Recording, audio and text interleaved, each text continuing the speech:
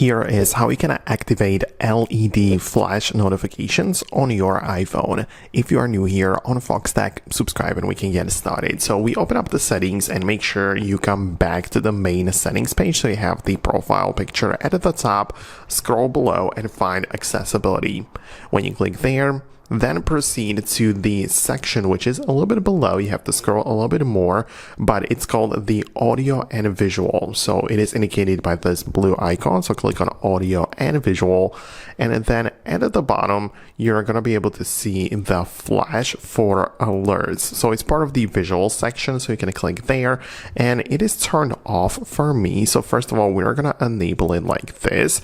And you can also choose which type of flashing is going to take place. So we of course want to use the LED flash, the one next to the camera, and that's what's going to light up whenever you receive a notification or an incoming phone call.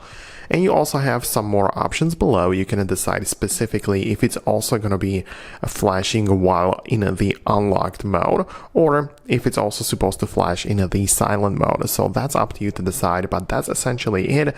You can decide to keep it turned on or off. Let me know if it worked for you. Subscribe for more, and I'll see you in the next videos as well.